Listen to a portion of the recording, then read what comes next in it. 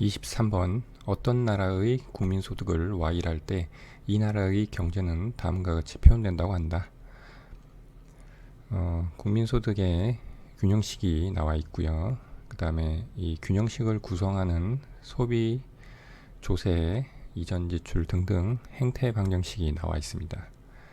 이 나라의 정부는 정부 이전 지출을 50만큼 증가시키고 이에 대한 재원 마련을 위해 정부 지출을 50만큼 감소시키기로 했다. 이러한 정책의 장기적 효과로 옳은 것만을 보기에서 모두 고르면 정부 이전 지출을 50만큼 증가시킨다고 했고, 즉 TR의 변화분이 50이고 정부 지출을 50만큼 감소시킨다. 즉 G가 델타 G가 마이너스 50이란 이야기입니다. 승수효과에 대한 문제입니다. 승수효과는 외생적으로 결정되는 투자나 정부 지출, 조세, 이전 지출 이런 것들이 증가 또는 감소할 때 그 증가분 또는 감소분의 일정 배수만큼 국민소득 Y가 증가 또는 감소하는 효과를 말합니다. 그리고 승수는 그러한 증가분의 또는 감소분의 배수를 의미합니다. 그래서 이 균형식에 각각의 행태 방정식을 대입을 해서 Y와 그리고 여기 지금 변하는 이전 지출 또는 정부 지출에 대해서 정리한 다음에 승수를 구해 보겠습니다. Y는 소비 120 더하기 0.8의 가처분 소득인데, 가처분 소득이라는 것은 소득에서 조세를 빼고 정부로 받은 이전 지출을 더한 것과 같습니다. 소득 마이너스 조세 100 마이너스 0.25y 더하기 이전 지출, 이것이 소비고요. 그 다음에 투자 80 더하기 0.2y, 그 다음 정부 지출 더하기 수출 160 마이너스 수입 60 마이너스 0.2y죠. 우리가 승수 효과를 구할 때 지금 이렇게 변동하는 이전 지출이나 정부 지출을 이게 관심사니까 결국 이전 지출에 대한 승수 효과는 델타 TR분의 델타 Y가 될 것이고, 정부 지출에 대한 승수 효과는 델타 G분의 델타 Y가 될 것입니다. 즉, 이 Y와 TR 그리고 G 이것만 의미 있는 변수고 나머지들은 의미 없는 변수이기 때문에 이런 변수들만 남겨놔야 되겠죠. 그러면 우리가 정리를 할 때 일단 이러한 상수들, 독립적으로는 상수들 같은 경우에는 무시를 하고 정리를 하는 것이 빠르게 정리할 수 있는 방법입니다. 그래서 이것과 이 개수, 그 다음에 이것, 그 다음에 이거, 그 다음에 이렇게. 그래서 Y와 TR, G 이거와 관련 있는 것들만 의미 있는 것이라고 보고 단순하게 정리를 해 보겠습니다. 그러면 이 식은 어떻게 되냐면 Y는 0.8 곱하기 Y 마이너스 0.25Y 더하기 이전 지출 더하기 0.2Y 더하기 G 마이너스 0.2Y가 됩니다. 자, Y를 우변 것을 다 정리를 해서 좌측으로 넘기면 지금 여기가 0.75Y에다가 0.8을 곱하니까 0.6Y가 되죠. 그리고 0.2Y와 마이너스 0.2Y니까 이것은 소거가 되고요. 그래서 0.6Y가 좌변으로 넘어가면 0.4Y가 되고, 이것이 0.8TR 플러스 G가 됩니다. 그래서 이 TR분의 y를 구하면 이 g는 이제 불변이라서 0이라고 가정하고 변동분이, 그러면 델타 tr분의 델타 y는 0.4분의 0.8이니까 이것은 2가 됩니다.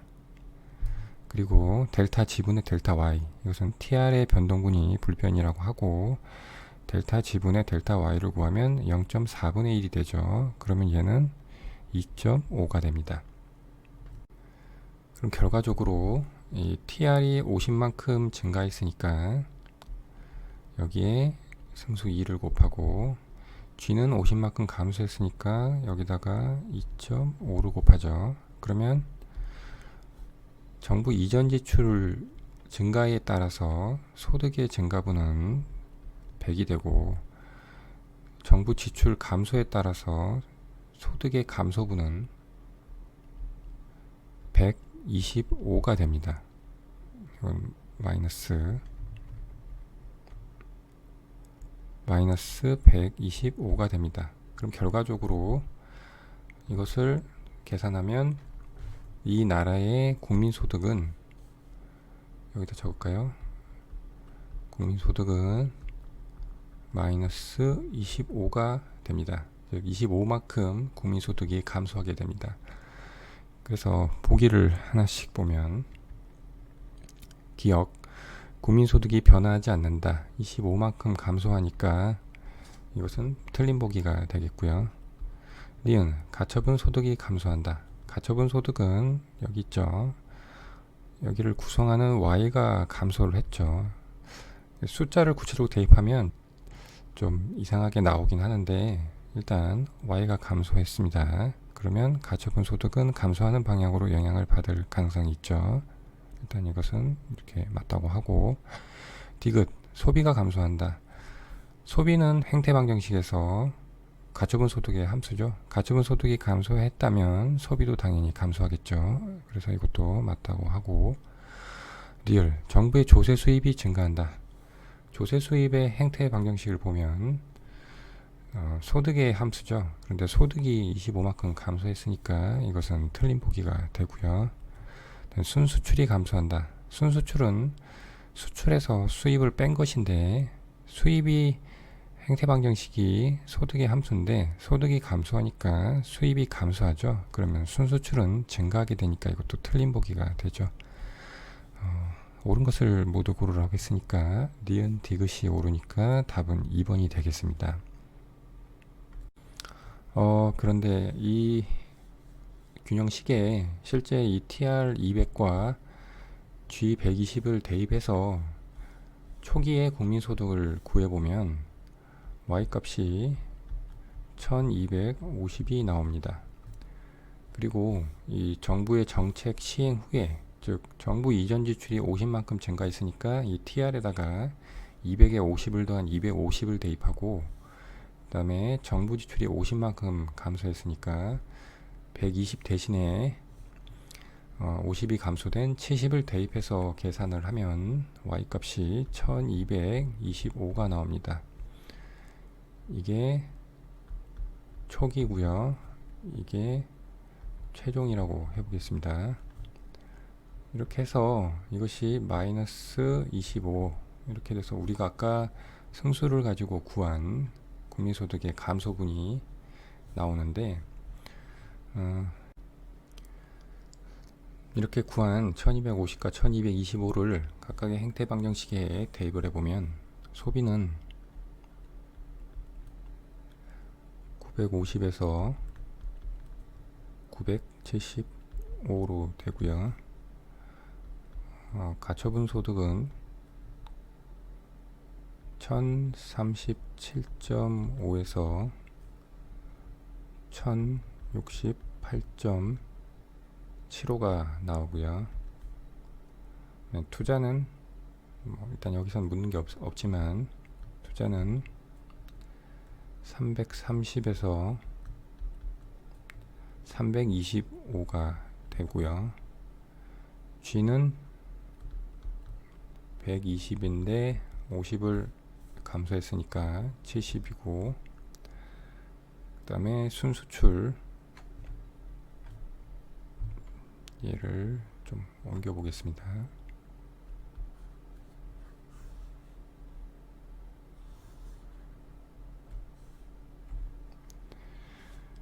순수출은 마이너스 150에서 마이너스 145가 되고, 조세는 412.5에서 406.25가 됩니다.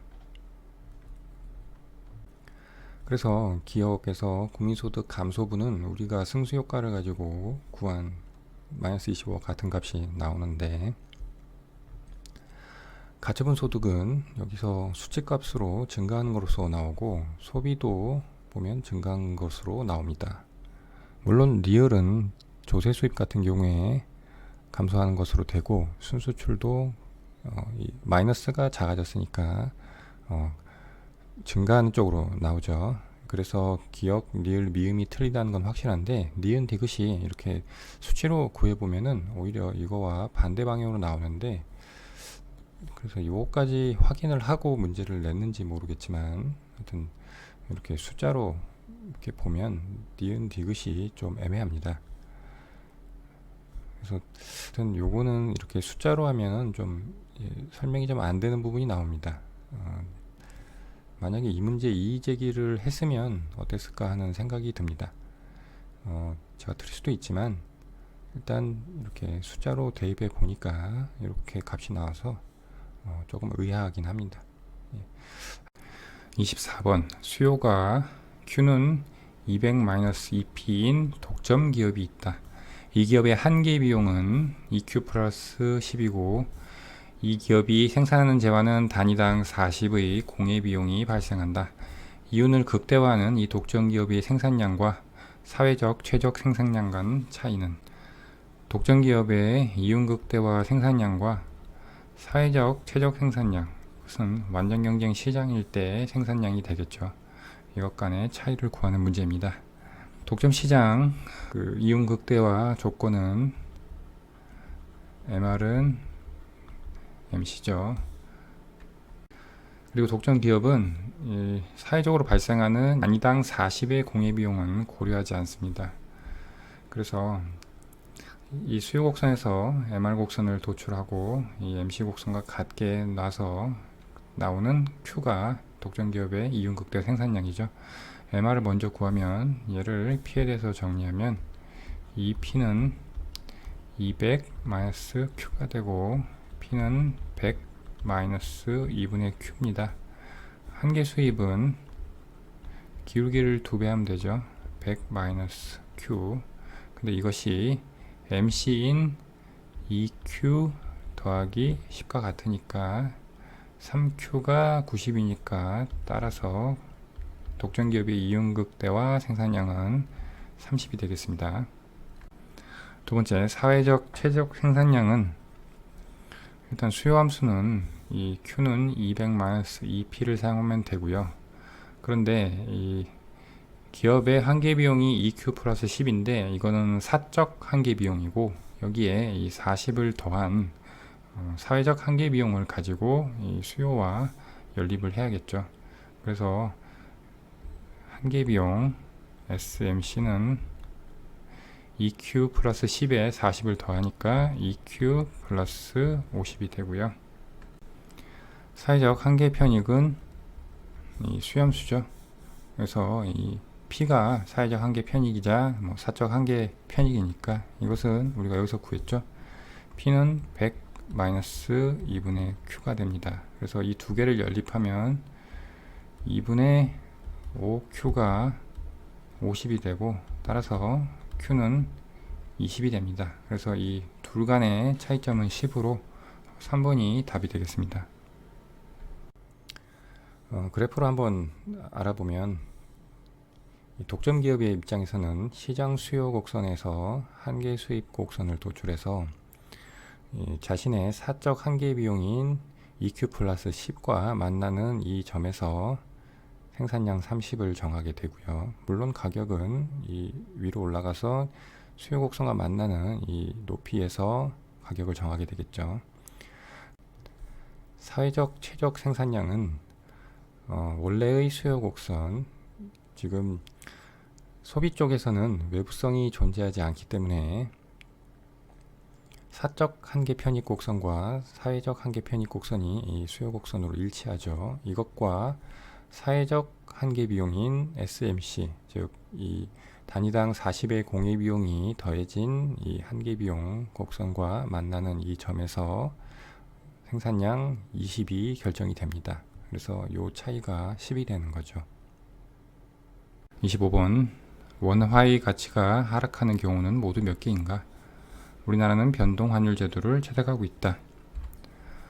환율도 역시 외화에 대한 수요와 공급에 의해서 결정되는 것이니까 환율이 원화의 가치가 하락하는 경우는 환율이 상승한다는 것입니다.